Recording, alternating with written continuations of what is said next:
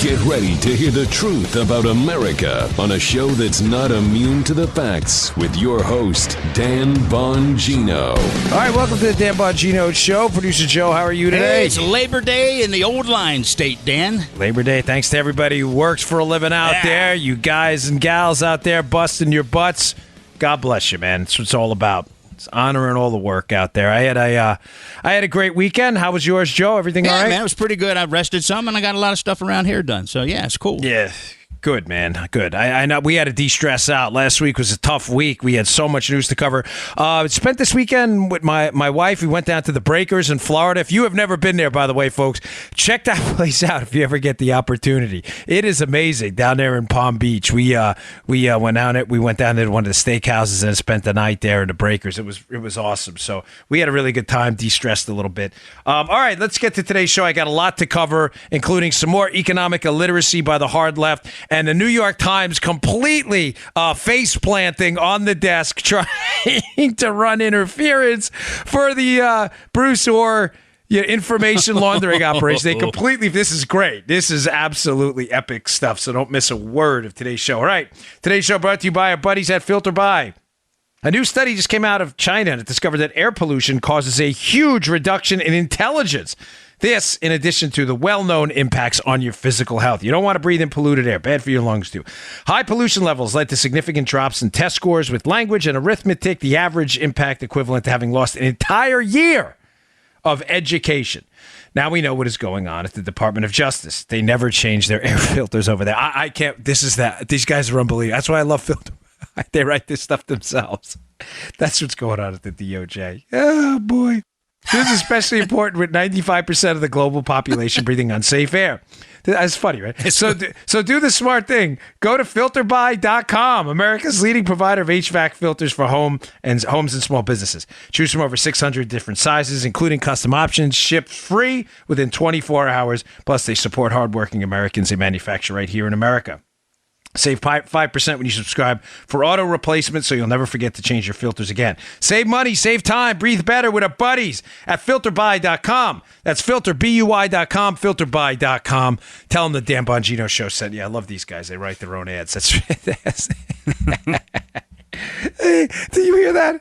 They're like, they don't change their filters over at the DOJ. That's the problem. I did not improv that. They wrote that. That's good. Oh, man.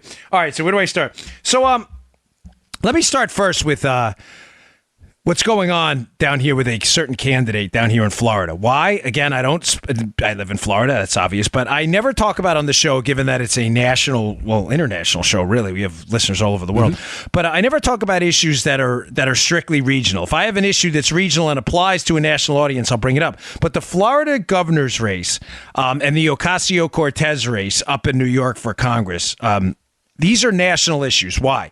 Because they become more about competing ideologies, Joe, necessarily than competing candidates. Yeah.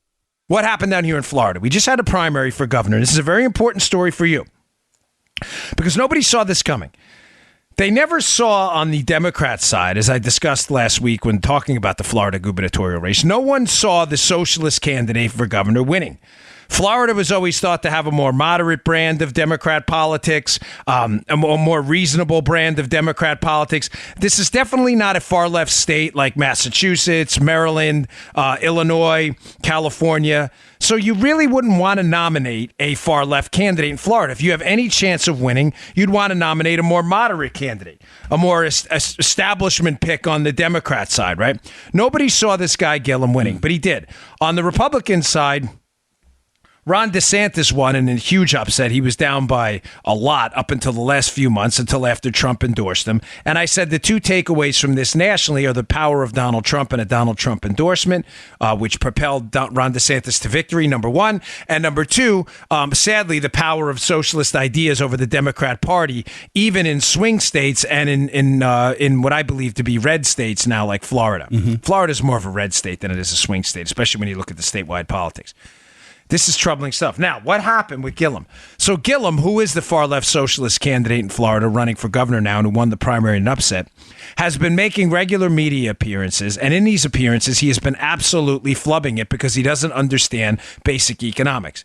Now, Of course, the left, they what do they have, Joe? Nothing more than identity politics. Yeah. Gillum, who happens to be black, which nobody really cares about but the left. It's completely, we don't judge people by the melanin component of their skin. We judge them by the ideas. The left doesn't do that. The left is obsessed with race, and the left has real issues with racism themselves. Because whenever you criticize Gillum, Joe, their immediate fallback is that your criticism is due to the melanin component of his skin. Somehow insinuating that him being black or white or Hispanic has something to do with his policy positions, which is, by the very definition, racism. So the left are the real racists here. So the racist left is trying to make this an issue and a race, political race, about race, when it's not. It's a battle of competing ideologies, socialism versus free market capitalism in Ron DeSantis. Now, Gillum appeared on CNN, and in a surprisingly adversarial confrontational interview here, the CNN host actually asks him some serious questions, and Gillum has no answers. Now, again, this is a national story because Gillum is a Bernie Sanders acolyte. Socialism is starting to take hold amongst a lot of these younger crowd people and a lot of frustrated Democrats, I think as a response to Trump. But Gillum, who's now going to be their standard bearer in Florida, has no answers for the question. I want to play some of the audio from this appearance on CNN, and I want to break down the absolute economic illiteracy expressed in this interview. It's going to be two separate pieces. So play cut one, Joe. A study earlier this summer from George Mason University estimates that Medicare for All, that plan, would cost the government $33 trillion with a T dollars over the next decade, which obviously would require a significant tax increase. Florida has a reputation, as you know, for being a tax-averse state. Are you ready to tell the people of Florida that they need to pay a lot more in taxes to fund your health care plan? Well, let me first say there was also a report, Dana, that showed that should we move to cover more people through a Medicare for All system, we could actually save the system trillions over an extended period of time. You could, but in the short term, in order to do that, you need to raise taxes. Fair? So what I would say is, first of all, and I want to be clear about this, the state of Florida could not take this road by itself. Taxes would have to be raised. Is that fair? Do you agree with that? I don't buy that. Okay. Couple things in that. One, Gillum is either doesn't know what he's talking about or is lying to you. Woo. He doesn't know. This is a man running for. There is no option C. Option A, he is completely ignorant as to what the study he cites actually says. Or option B, he's not ignorant, which I believe option B. He's not a stupid guy, okay? Option B, he understands the study and he's mischaracterizing it to lie to you. I pity the fool. He doesn't get it. He doesn't get it. Now, here's what's going on here. There was a study that came out about this Medicare for All. This Medicare for All Bernie Sanders proposal that everybody in the United States would have access basically to Medicare, which is government-run third-party payer healthcare, Medicare, which is already bankrupt. The study came out and said a couple of things. Now, I have this at Debunk This at Bongino.com, which Matt Palumbo put together, and I encourage you to read it, but I'll give you the two takeaways. Here's what the study really said. And by the way, the claim Gillum makes that this Medicare for All is going to reduce the tax burden and somehow save American citizens money is not true. It is factually incorrect. Number one, folks, the Medicare for All price tag is going to be about $32 trillion. Now, just for a minute, accept that. The number's wrong, but I'll get to that in a second. Accepting for a minute that it does cost $32 trillion. Right. Americans' private expenditures on health care are $22 trillion. So saying that it's going to cost less money, $32 trillion, $22 trillion, than Americans' private expenditures on health care is a problem with basic math I can't reconcile. How you think $32 trillion or $33 trillion is less than the $22 trillion we spend on free market health care, which is already too expensive because of government involvement on Medicare and the Medicaid front. It's nonsense. You see what I'm saying, Joe? Sure. He's trying to say that we would save money. That is not true. That is not true. Now, you may say, well, when you combine that, the free market capitalism healthcare spending, and you combine it with Medicare and Medicaid, then yes, it is more than $32 trillion. And if we were to offer just Medicaid for all, we would then save money. Okay, that would be correct, except for the fact that that's not what the study said. The study said in order for Bernie Sanders' program to cost that $32 trillion, they would have to implement his recommendations, Bernie Sanders, which are what? To cut expenses and payments to doctors and hospitals by 40%. Now, folks, do you understand right now? By the way, this study has been debunked. The fact that it's going to cost less than private health care by even left-leaning outlets. Joe, are you understanding the logic here, what he's saying? Yeah.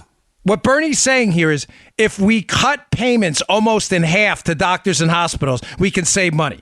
That's like me saying, okay, I can save money on my own healthcare expenses if I walk into my doctor and tell him I'm going to pay you 50% less. Joe, what's the problem with that? What is the doctor going to tell you? Get out. Get out of my office and go pound sand. The doctor works in a free market like everyone else. Yeah. He's compensated for his level of education and skill. If the government comes in and takes over the healthcare system and says to all the doctors and hospitals that some of them, by the way, hospital networks that are struggling now, hey, by the way, we're going to pay you 50% less, you are not going to have a doctor and hospital to go to. That's why the study has been roundly, I don't want the study wasn't debunked, but Bernie Sanders' healthcare program, the fact that it's going to save money, is been entirely debunked even by left-leaning outlets. Understand what Sanders is saying.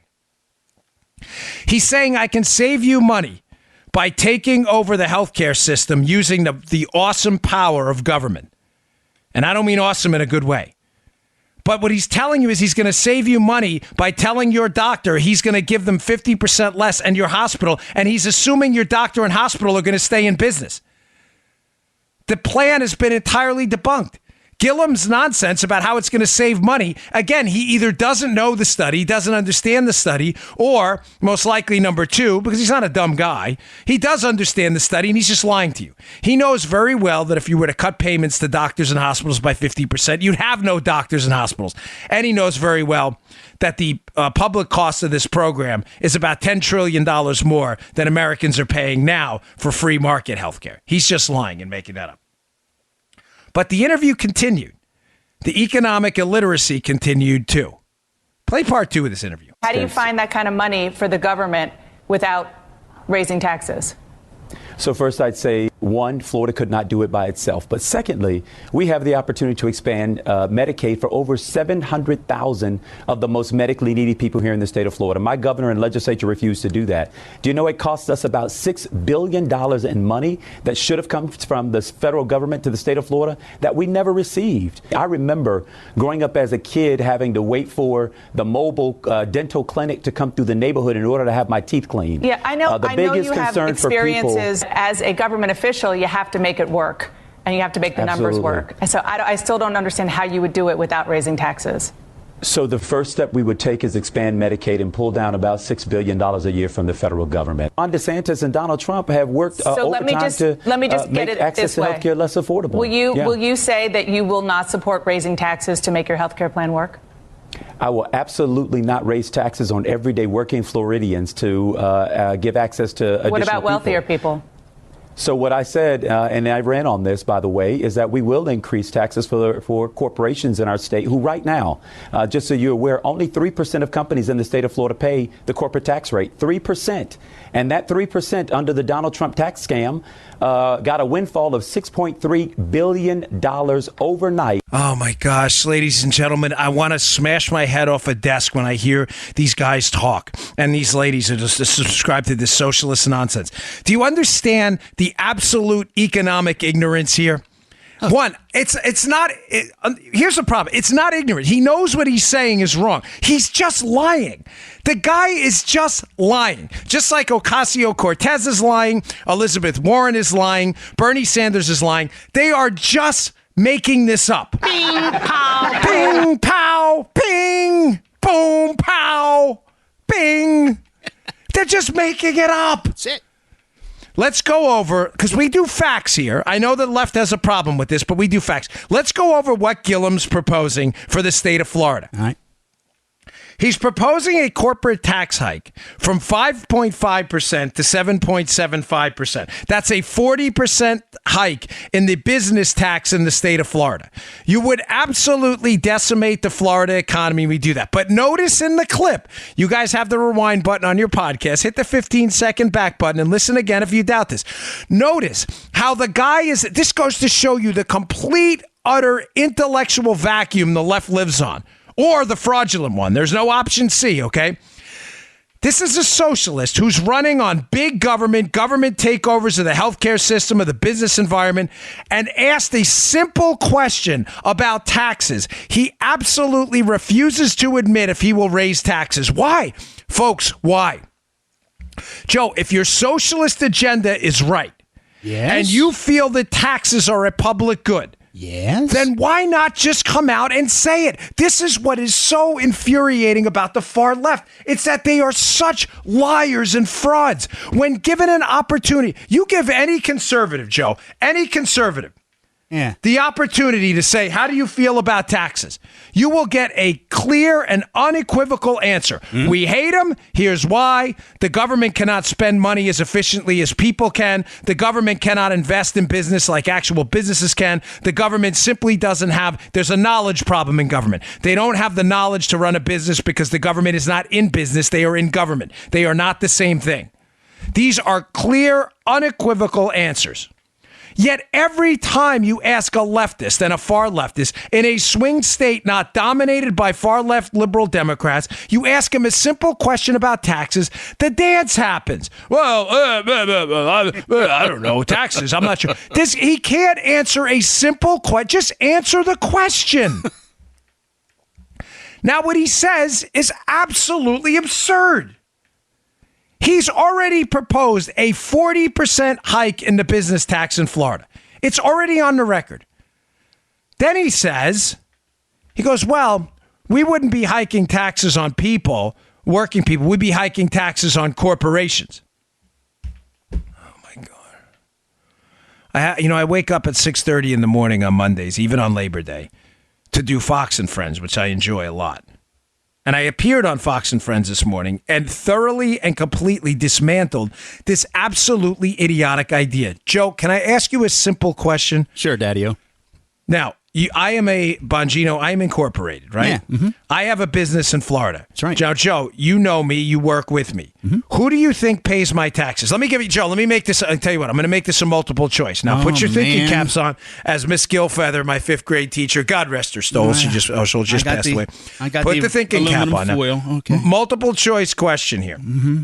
I am Bongino Incorporated. Who do you think pays Dan Bongino's taxes? A, space aliens. B, the money fairy. Oh, man. Or C, Dan Bongino. Hold on. I know you need a minute. Think this through, Joe. This is Who tough. pays those taxes here in the state of Florida?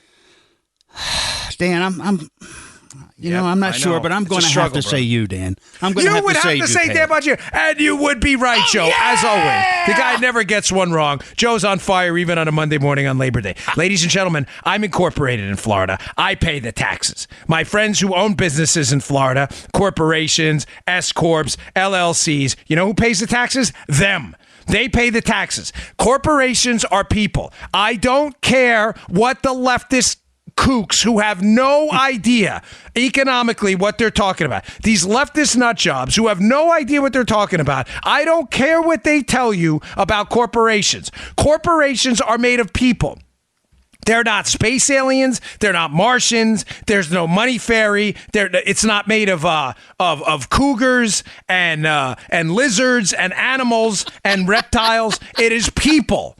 People incorporate. They incorporate for legal protections. They do not become non-people when they incorporate. A corporation is a legal entity for business purposes that gives people certain protections. It does not make people non-people. The left loves to they love to pretend and play stupid here. Gillum, unreal. Gillum, we're not going to tax corporations. We're just going to tax, we're not going to tax people. We're going to tax corporations. Corporations are people in Florida. One more thing on this, and I'm going to move on, because folks, believe me, I'm not just saying this because I'm upset because I live down here in Florida. I am bringing this because this is turning into a national issue with this growing crop of socialist candidates. Sanders, Warren, Cortez, now Gillum down here in Florida, that just say things that are so dumb that I'm telling you, these are not stupid people. These are very smart people. They say things, they know they're lying to you. They absolutely understand it. He says one more thing. He says, well, only 3% of corporations pay the top business tax rate in Florida. Oh, my gosh, here we go again. Gillum, Andrew, Mr. Andrew, Mayor Gillum. He was a mayor of Tallahassee. I'll give him his due respect, Mayor Gillum. Do you understand how the corporate tax works? Joe, simple question for you, and I'm not setting you up here, and if you get it wrong, don't worry. Yeah. Do you think corporations pay taxes if they lose money? Everybody knows they don't.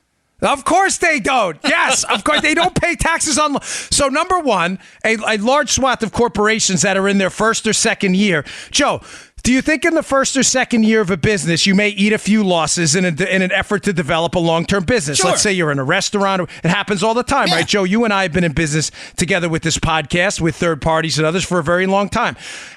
We spent, 2 years doing this? Joe, good question. How long did you work with me for free for this podcast before you earned a dime off it? Probably 8 months to a year.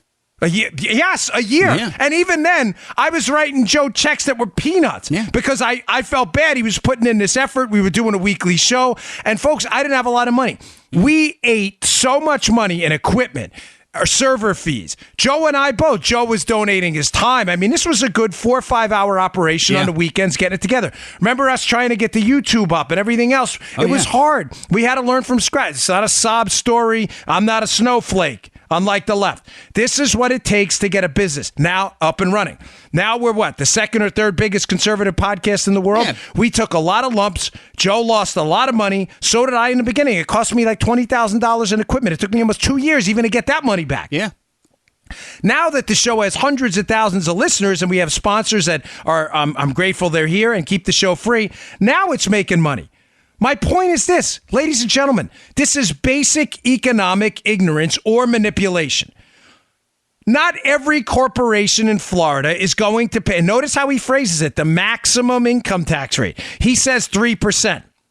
3% of corporations pay it. A lot of corporations lose money. They're not paying taxes on losses. Therefore, Joe, not only are they not paying the top corporate tax rate, they're not paying any corporate tax rate. If anything, they're taking write-offs, which is where we were going before with that thing we had. You know what I'm talking about. Yeah, that's what I got a little. That's what you were thinking. I threw Joe off before. Sometimes I ask questions, I mess with him. Now, even worse, he phrases it in a very specific way. Only 3% are paying the top rate. Yes, that's because most businesses in Florida are paying the corporate tax. They're just not paying the top rate because they get deductions for crazy things, Joe, air quotes crazy things like investment and investing in your workforce. Oh, we don't want that. That's why they get deductions. This is so disingenuous. Gillum knows better. It's just so incredibly frustrating listening to these socialist candidates who, I'm telling you, this is not a dumb guy. He knows what he's doing is a lie, and he's saying it anyway. And you're seeing this take over nationally. So when you hear these citations, folks, from socialists, always think, how is he lying to me? Because they are, or she. Liz Warren, Bernie Sanders, Ocasio-Cortez, ask, how are they lying? And when you dig deep into the numbers, you'll figure it out. Oh, Bernie Sanders' plan is going to save us money. How's it going to do that? Oh, well, Bernie Sanders is calling for a 40% reduction in payments to doctors and hospitals. Oh, well, what's going to happen to the doctors and hospitals then? Oh, they're going to go out of business. Oh, so we'll save money by not giving me health care because I have no hospital to go to. Yeah, great job. Nice job, Bernie. That's a solid plan there. Brilliant. Then another one. Well, we're not going to tax people. We're going to tax corporations. Mayor Gillum, corporations are composed of what exactly? People. So who's going to pay the taxes? The people in the corporation? Yes. Okay, thank you. Moving on. Next question. Well, only 3% of corporations in Florida pay the maximum tax rate. Gillum, have you ever heard of a thing like corporate deductions? Yes. Do you think people take those? Yes. Why do they take those? Well, because they invest in their company and they get a tax break for doing that, which benefits the Florida economy in the long run. You haven't heard that? By the way, Mayor Gillum, do corporations pay taxes when they lose money? No, they don't. So that might lop off a significant number of corporations that pay the, quote, maximum corporate tax rate. You didn't know that either, but you're running for governor of Florida. Brilliant. Brilliant. Oh, my gosh. It's unreal. It is unreal. The silliness we got to come on the air and debunk every day. Frustrating. All right, today's show also brought to you by our buddies at iTarget. The iTarget system is the single best way to improve your marksmanship. Folks, safety, reliability of your firearm, but proficiency with your firearm are the three most important things. I know during my time in law enforcement, your proficiency with a firearm was paramount. We had a line in the Secret Service and training. We were doing firearms training, and one like this. You're responsible for every single round. You have when you're, God forbid, you're firing a weapon next to the President of the United States in a protection operation, you damn well better be accurate. So we used to do this thing called dry firing. You go on the range, you ensure your firearm is safely unloaded. You check it twice, you check it 3 times. You then depress the trigger on a safely unloaded weapon. Why would you want to do that? Because you get to practice your trigger pull, your grip, your sight picture, and your sight alignment with that safely unloaded weapon without worrying about a round going off and without worrying about, obviously, the ramifications of the round going off or a little bit of backfire on the weapon. And you dry fire. You learn to practice a smooth, deliberate trigger pull to the back. Now, the problem with dry firing is it's dry. There's no rounds. You have absolutely no idea at the range where the round would have gone. The iTarget Pro system has solved that problem. You will be shooting the wings off a firefly with this thing. How does it work? Well, first you go to itargetpro.com and check it out. That's the letter itargetpro.com. They will send you a laser round and a target that works in conjunction with the phone app. It is super easy to use. And you will put that laser round in the firearm you have now. No manipulations necessary. You don't have to make any modifications to the weapon you have now. You have a 9mm, 38 special, whatever it may be. They will send you a laser round. When you depress the trigger on that safely unloaded weapon, it'll emit a laser, that laser round, obviously, and you will see then on the target they send you where that round would have gone. You will see your groups in just days tighten up. I have friends of mine that cannot put this thing down. They love it. Great for law enforcement, military, self-defense advocates. Also great for first-time gun owners, long-time gun owners. You want to increase your proficiency with a firearm? This is the system. Special offer for you. Go to itargetpro.com. That's the letter I, targetpro.com, itargetpro.com. Put in promo code Dan, and you'll get 10% off. Don't miss this opportunity. It's a really terrific system. I love it. It's one of the best training systems out there. Okay, moving on. itargetpro.com. Check them out. The New York Times. Man, did they blow it this weekend. Oh, my gosh. So I was like I told you, I was at the Breakers with my wife, 15 years of marriage with my fantastic bride. So great. And big shout out to all the people who said hello in the Breakers. I don't get out of the house much, by the way. So when I see people in public and they come up and tell me how much they love the show, I am sincerely and honestly flattered. I get a lot of questions about producer Joe, too. Like, does he really look like Elvis? I'm like, absolutely. You'll see him at CPAC. He looks exactly like Elvis. But I'm sitting down, and it's the end of the night. We just gone to the steakhouse. We were both tired, so I pick up my phone, of course, and I'm reading. And I see this New York Times story about Oleg Deripaska, the Russian oligarch that if you're a regular listener to the show, the names come up over and over. Oleg Deripaska is a very wealthy Russian billionaire. He owns one of the largest metals companies in Russia. His friendship and his alliance with Putin, although it's had its ups and downs, goes back a long way. No one seriously questions that Deripaska's connections to the Kremlin. Nobody. I mean, not if you're a serious person, which eliminates most of the left. So I see this piece. I had because I always, I'm fascinated by this story. And it's a New York Times piece about Deripaska, his connections to Bruce Orr and the DOJ. And I'm thinking to myself, okay, What's the golden rule, Joe, of the New York Times? The golden rule of the New York Times is when you see a piece in the New York Times about the Spygate operation, something's about to break, and the New York Times is doing what? They're running cover for the Democrats in an effort to make this whole thing go away. Yeah. Because the New York Times isn't a serious journalism outlet. It never was. It's a propaganda outfit for the Democrat Party. So I'm saying to myself, what is going on here? Why is the New York Times writing this piece? Let me give you what the essence of the piece is first. And I'm sorry, but I'm not going to put the piece in. The show notes has some terrific pieces about a summary of this, but I'm not going to put the Times piece in there because I'll just explain to you what it says because I'm not giving them any clicks. These people are the worst. And it's not a serious journalism outlet. The essence of the piece is this, Joe. That Bruce Orr at the DOJ, the number 4 guy at the DOJ, who we know now was passing information from Christopher Steele to the FBI, despite the fact that Christopher Steele, the source for the Hillary Clinton Fusion GPS dossier, Christopher Steele had already been fired by the FBI. So just to be clear, FBI fires this guy. He then comes back in and starts passing information to the Department of Justice back to the FBI after they fired him. Right. The New York Times, Ken Vogel and them, they write this like 1,500-word piece, and it's this big, long-winded defense of Bruce Orr. And I'm like, uh-oh, something suspicious here. I'm going to give you what they're covering in a minute. And their defense is this, Joe. Well, Bruce Orr, number one, this guy is a career professional in the DOJ, as if one, that matters. Great. Good. Thanks for your service. You also screwed up and you're going to have to pay a price for it. Sorry. That's the way it works, right? But the Bruce Orr is a career professional, Joe. And the reason the DOJ doesn't want to release a lot of the information about Bruce Orr's dealings with people, this Department of Justice official who was running this information laundering scheme on Christopher Steele's info, is because he was dealing with sensitive information from these Russian oligarchs like Deripaska, and he was doing it for the benefit of the United States and their spying operation. I'm like, oh my gosh, I almost lost it. I'm like to my wife, I just ate steak, I'm going to vomit. I'm like, this is hysterical. The New York Times, Joe. The slimes. I had the tomahawk ribeye, ate all 24 ounces of that sucker. I almost had an upchuck. I'm like, the New York Times now in their efforts to cover for Bruce Orr. Don't listen to me. You cannot miss this segment. This is critical because it goes to show you the conundrum the left and the media, although they're the same thing, is in right now. They can't defend one thing without exposing something else. Listen, I'm super excited about this, and I'm sorry if but I want you to pay attention to what's going on. This has happened before. Remember when the spy scandal was exposed about Halper, that the government and the Obama administration ran a spy against the Trump team, Stefan Halper? Who was at the front of that?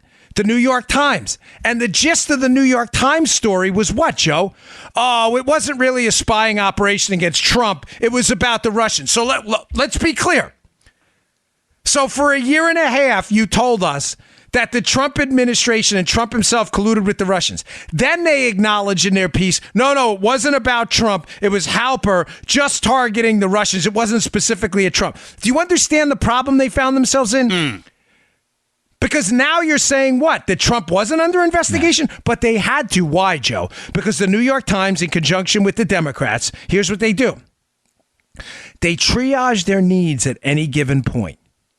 And at any given point, they figure out, okay, we are up creek without a paddle, right? What's the worst scandal right now? Is the scandal now that the Obama administration actually employed a human spy to target the Trump team? Or is it that Trump was colluding with the Russians? Clearly, the Times, the Democrats, and all the bootlickers got together and said, listen, fellas, right now, we've got to dump this Trump colluded with the Russians narrative because we have a more serious problem. And our more serious problem now, Joe, is what? The Obama administration employed a human spy. Yep. Now, why do they do that? Why do they triage their needs? You might say to yourself, well, now they're acknowledging that there was no Trump investigation. Trump wasn't under investigation. No. They know you'll forget about that. You doubt me? Go to my Twitter feed. What did Kamala Harris, Democrat senator, who, again, no different than the media and everyone else, they're all the same. What did she tweet out this weekend?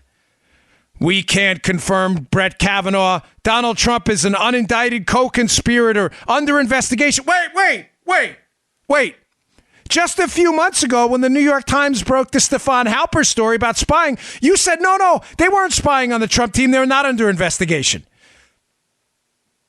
You waited for the fury to die down, which is what you always do, and then you changed your story again, lickety-split. Because you're liars. You're fakes, you're phonies, you're frauds. You're not real journalists. You're not authentic politicians. You're not leaders. You're liars. You're manipulators. Joe, is this making sense? Because I haven't even gotten to your thing, but I want to set you up so you understand how to just completely discredit these people using their own words. Mm-hmm. This is a constant issue with the left. This Spygate thing is a total, complete disaster for them.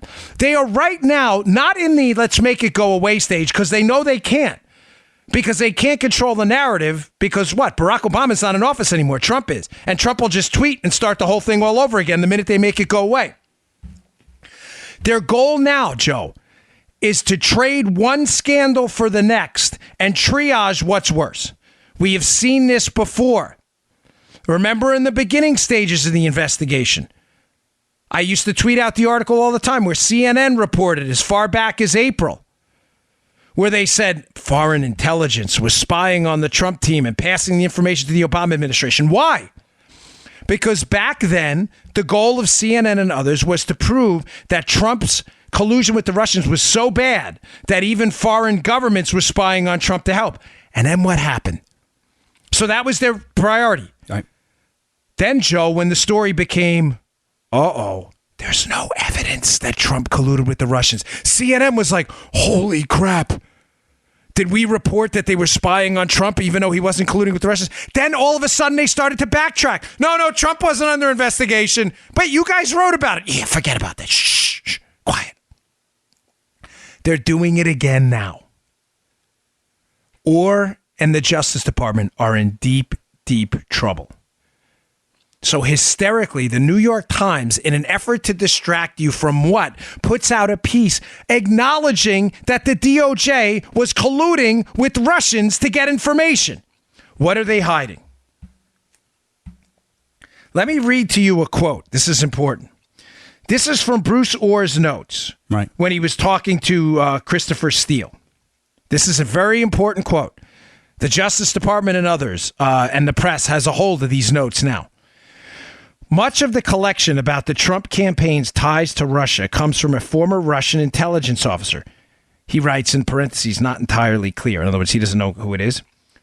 Who lives in the U.S. or put in his notes. What am I getting at? The New York Times, their liberal allies, and the swamp rat Republicans know they're in a world of trouble right now at Bruce Orr. Why? What'd I just say? Joe, I know you're confused. I know others are confused. Don't worry. I'm going to unconfuse you right now. All right. The FBI brought the information from Steele into a FISA court to spy on Trump. There were no hearings. And yeah, you know what? It doesn't. Yeah, hearings are rare, but they do happen in contrast to what dopey liberals tell you. But the information was supposed to go through a very formal procedure to be verified. The process is called the Woods procedure. I've only been talking about it for a year. If Bruce Orr knew that Christopher Steele's, quote, Russian intelligence sources for the dossier, Joe, were located inside the United States, then why exactly, Joe, did they not interview that source and verify the information themselves? You mean FISA? Yeah, there's a big-ass rubber stamp, dude. Who the heck is that? That's awesome. Who is that? One of our listeners sent that to us. Whoever you are, that is awesome. Big rubber stamp. You're darn right it is. You're darn right it is. Jack Nicholson from A Few Good Men. Listen to me. I'm going to make this all make sense to you right now. I've been walking through examples of how liberals will change the narrative on the spot when they realize they're in grave danger that a worse narrative is going to take over, right? They will lie to you immediately. The narrative now, the real narrative is, oh my gosh, we had the number 4 official in the DOJ taking information from a source that was fired by the FBI. The source used to claim, or we had thought, that his sources were in Russia and therefore would have been tough to verify. There is an actual procedure to verify the information. Now we find out from Orr's notes himself, Joe, that the source for the dossier was a Russian intelligence officer inside of the United States? And yet nobody bothered to verify it? In other words, they spied on an American citizen, Carter Page, and through the two-hop rule, the Trump team themselves, on information they could have easily followed up on, and as of today, there is no evidence they even bothered to verify the information? Do you understand the monster scandal this is? Nobody has even mentioned, and by the way, that former Russian military intelligence officer, God forbid that's Rinat Akhmetshin, the guy who showed up at the Trump Tower meeting. God forbid. Because now we'll know that a guy working with the Clinton team was the one who showed up at the Trump Tower meeting trying to set up Don Jr. God forbid that happened. And then they didn't interview him to try to get the to verify the information. Do you understand what I'm saying, Joe? They spied on an innocent American citizen, Carter Page. He's not under arrest. He's not been charged with any crime at all. Right. They spied on him based on information from a source who said his source was in the United States, and nobody even bothered to verify it. Up until today, we have zero information that happened. This is a stinking hot pile of horse manure. The Times knows that that story is ugly. Really ugly, and that people could be in almost criminal. They could be criminally liable, not only for leaks, but for going into a court and swearing out information that they knew in fact was false, so they had not verified. The New York Times senses a scandal. So what do? They run this 1,500 plus word piece on Bruce Orr, trying desperately to save Orr's reputation and to say, oh, look, Bruce Orr was really a career criminal prosecutor. This guy was such a nice guy. Remember, he had nothing to do with Crossfire Hurricane. He was outsourcing his own work to attack Trump while his wife is working for Fusion GPS, right? They have to save Bruce Orr to do what, Joe? To make sure if the Republicans proceed down this road and start asking Orr, wait, the source was in the United States? Bruce, did you or the FBI make any effort to verify that source? No. So you spied on an American citizen without making any attempt whatsoever to verify the actual information. Are we correct on that? The Times understands this. So what it's doing is it's running preemptive cover for Orr so that they can attack the Republicans using their newspaper and the liberals for saying, look, Joe, Orr's a career public servant. This guy's not a bad guy. Look at these awful Republicans. Make no mistake, that is exactly what they are doing. Now, in order to do that, though, they had to remember, this is not about the New York Times making the Democrats look good, because they can't. It's about making them look less bad. Don't confuse the two. The New York Times knows it's in trouble. It knows it was part of this. It knows it's been hyping the propaganda, the collusion propaganda, despite no evidence. The Times knows it. So right now, they are strictly in triage mode. There's like the guy's been stabbed in the femoral artery, and he's got a cut on his hand. Both are bad, but we better take care of that femoral artery first and let the hand bleed a little bit, or that patient's going to pass away. They are strictly in triage mode right now.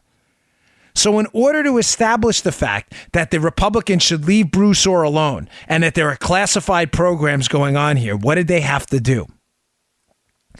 Astonishingly, they had to acknowledge that Bruce Orr the entire time was dealing with a Russian himself and Christopher Steele.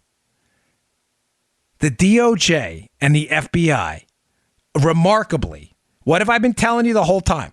That the Democrats are covering up the real Russian collusion scandal, which is them colluding with the Russians. I have been telling you this from day one.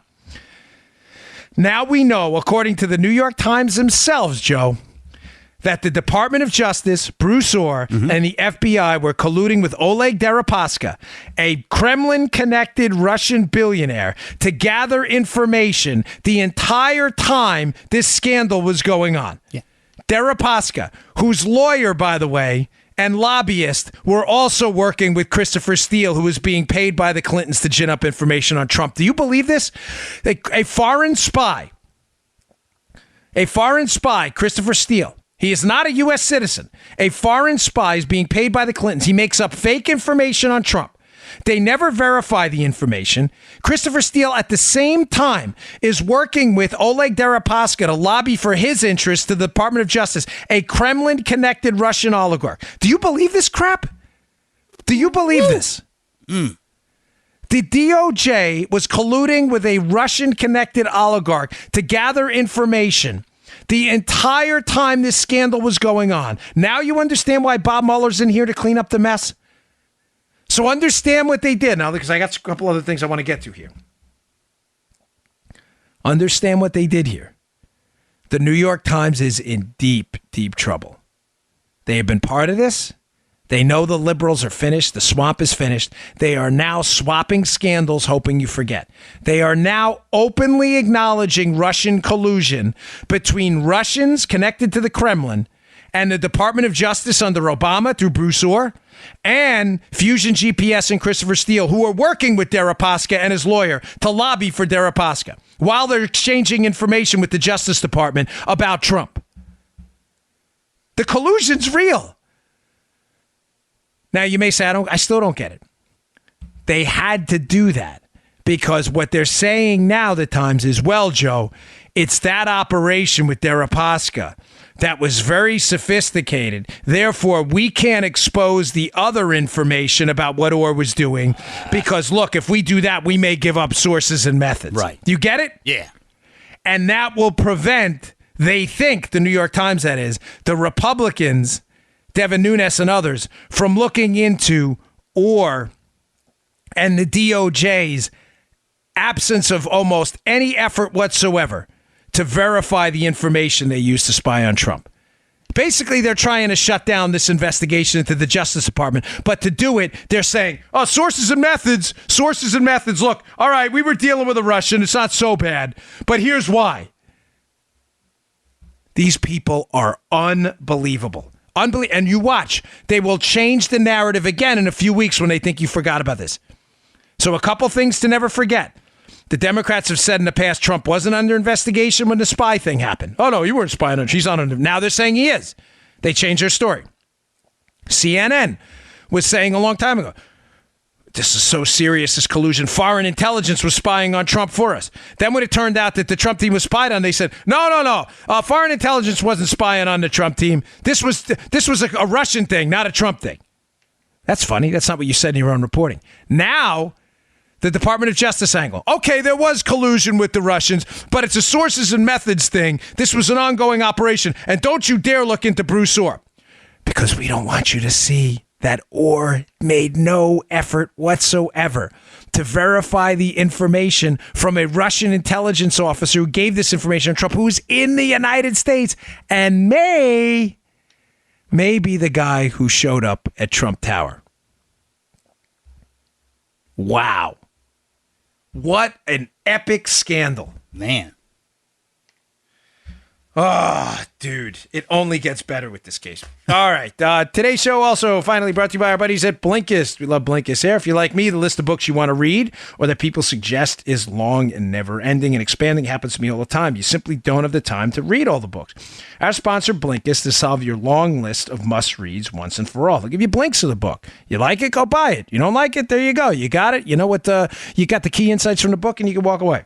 Blinkist is the only app that takes thousands of best-selling nonfiction books and distills them down to their most impactful elements so you can read or listen to them in under 15 minutes all on your phone. Plug it into your car. You can listen in your car, too. With Blinkist, you'll expand your knowledge and learn more in just 15 minutes than you can in almost any other way. Plus, you can listen anywhere. I like to listen in my car. They have The Wealth of Nations by Adam Smith. They have Nassim Taleb books. Those are my favorites. But it's really, really good. And like I said, if you like the books, you can go and buy them. If you don't, you got the key insights. It's great. Blinkist is constantly curating and adding new titles from best of lists, so you're always getting the most powerful ideas in a made-for-mobile format. 5 million people are using Blinkist to expand their minds 15 minutes at a time. Right now, for a limited time, Blinkist has a special offer just for our audience. Go to Blinkist. That's BLINK, like blink in your eyes, Blinkist, IST, Blinkist.com/Dan to start your free 7-day trial. That's Blinkist.com/Dan to start your free 7-day trial. Blinkist.com/Dan. Okay, okie dokie, doggy daddy. Alrighty. Those true romance fans. Here is another story I found. This is in the show notes today, so please check it out. I try to Go out there and find the best articles of the day. And this is kind of a contrast story. Joe, one of my favorite topics to discuss is the epic, hilarious failure of just about every liberal boycott in America. There's a story up in the show notes. There's a couple of them, actually, about how this group Sleeping Giants went after Breitbart, how Breitbart's traffic has been up pretty dramatically since their boycotts. This stuff never works. That's in the show notes today. But there's another two stories that I think are great. They contrast how liberal boycotts always fail, but conservative boycotts are extremely destructive in the short and long term for businesses. Now, last week I explained why that is. I won't go through the whole thing again, but just a quick synopsis. Conservatives are true believers. When we say we believe in big R rights, the right to self-defense, rights granted to us by God, the rights to economic freedom, the right to religious liberty, worship in our own faith, free of interference by government. It's not a talking point, Joe. It's not a Chatty Cathy episode. It's something we really believe in. It's what we live our lives in. We're all sinners. We're all flawed. But it's a goal we always strive for, is to maintain and fight for those big R God-given rights at any point. We don't believe they're granted by the state, because they're not. They're granted by God. They may be protected by the state, but these are not state-given rights. Right. These are core tenets of who we are. I'm not talking about all Democrats here, but the radical left does not believe in that. The radical left believes in a subjective society where government can change the rules as it sees fit to plan and perfect society. By the way, a society that is not perfectible. If you ever read the book by Thomas Sowell, Conflict of Visions, it's a great book, but it's a slow read. It's a good read, but you can read it fast, but I suggest you read it slow. Because if you get through a couple pages and digest it, you'll be a better person for it. In Thomas Sowell's book, Conflict of Visions, he talks about this, how the left believes in this perfectible society. That man somehow, Joe, can reach some perfect goal, which, as you and I both know, is not attainable. Nope. The only thing we can do is protect others against the flaws of man using the rules of the constitutional republic and the respect of big R rights. The left doesn't believe that. They believe in stomping on you, your rights, at any opportunity in an effort to endlessly perfect what cannot be perfected. I know it's a bit of a complicated idea, but when you think it through, it makes a world of sense. With economic planning, if we could just get really smart people to plan the economy, we'd be better off. We'd get rid of greed. You'd get rid of greed. So what you're saying is human beings are greedy when they're in the free market, but when they go in government and they have power plus greed, they're not equally, if not more dangerous? That doesn't make any sense. Human beings are greedy, except when they're in government. It's one of the most idiotic, stupid things you can possibly tell someone. But some liberals actually believe this nonsense, right? Yeah. And it's the idea that if smart people get or to be in charge, they can plan and perfect society. They can't. Now, I say that because when it comes to these boycotts, we are believers that we should not trample on other people's rights, and we get very upset when people do it. When people come after us and they discriminate based on political beliefs, when they discriminate based on race or anything like that, we get upset. So what happened? Well, a while ago, you're probably familiar with the story. Press Secretary Sarah Sanders, who I really like, went in to eat in a restaurant in Lexington, Virginia, called the Red Hen. You remember this, Joe? Oh, yeah. There been a little update on the Red Hen. Great story I have in the from a local news station in the show notes. I read it. It's only about 200 words. So that the owner of the Red Hen apparently races in to kick Sarah Sanders out of the restaurant because he doesn't like her political beliefs. Let me tell you right now. You're a liberal. You are welcome to listen to this show anytime. I mean it. If I owned a restaurant, you'd be welcome in my restaurant. I don't care at all what your political beliefs in. I believe in a free market economy as long as you don't harass the other customers in my outlet. And as long as you don't try to deface our website, you're always welcome here.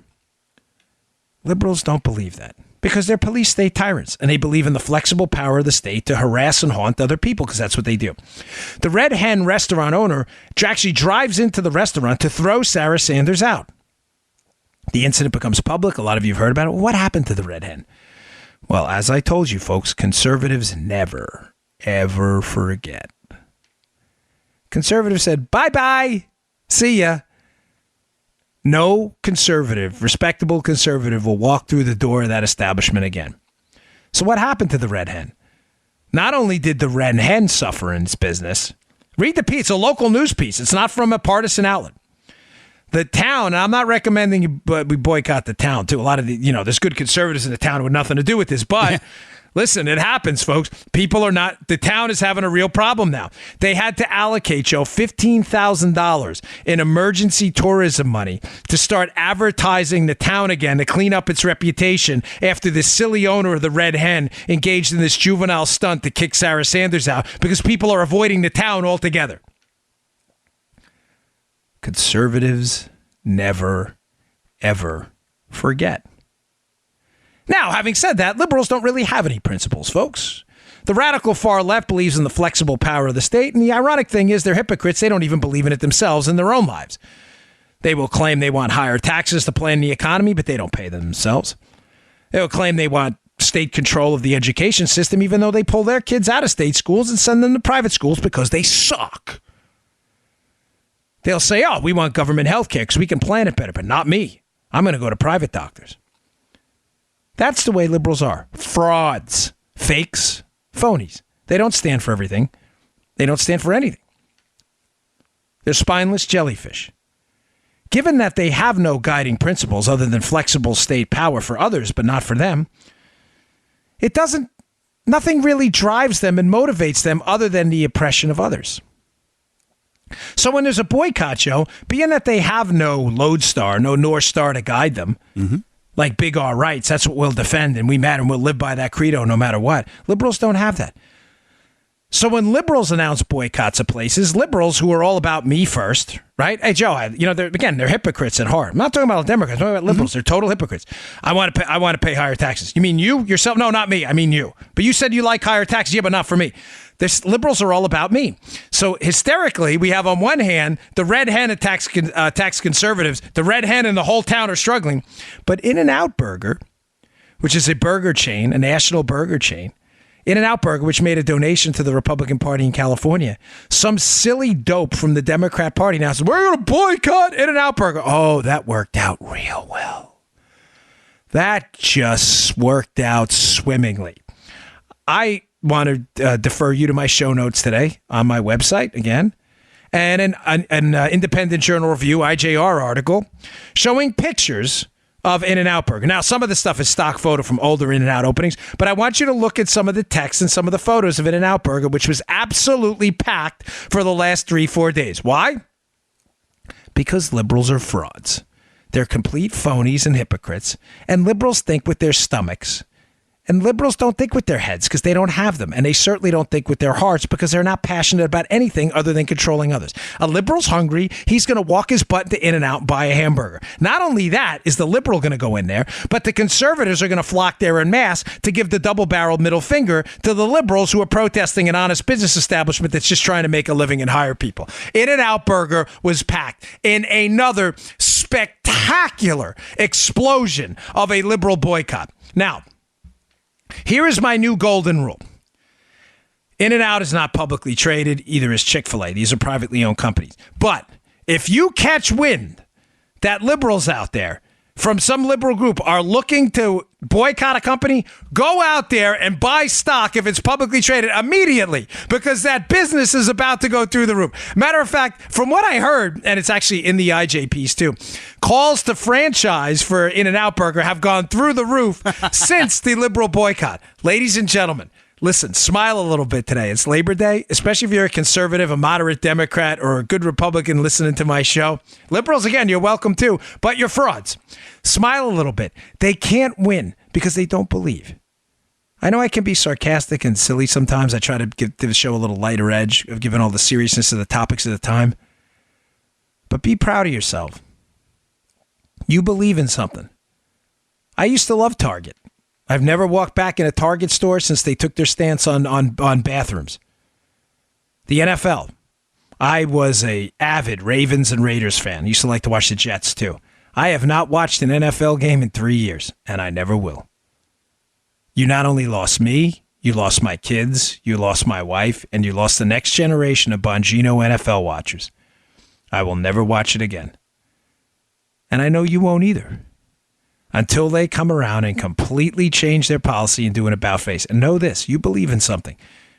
You have a lodestar. You have a guiding star in your life. You can go to the grave and say, you know what, I was a sinner. I screwed some things up. I didn't do everything perfectly every time I could. But when it came to a bedrock series of values, I had a path. Sometimes I fell off it, but I got back on that path. And I walked that path, and I stayed on that path, and I knew I was on a journey to the right place. Whether we got there or not, some did, some didn't. But I had a path. Know this, that your liberal friends have nothing. They walk around aimlessly, chaotically in the woods, with no guiding light, no North Star, no nothing. They bang into trees, they trip and fall over, they have nothing. Their lives are utterly devoid of meaning outside of big S police state power. And when they lose it, they freak out, they melt down, and they have absolutely nothing. You can go to the grave knowing your life meant something. They will go to the grave knowing their lives were absolutely meaningless. All right, folks, thanks again for tuning in. I really appreciate it. It means a lot. Happy Labor Day. I will see you all tomorrow. You just heard The Dan Bongino Show. Get more of Dan online anytime at conservativereview.com. You can also get Dan's podcasts on iTunes or SoundCloud. And follow Dan on Twitter 24/7 at DBongino.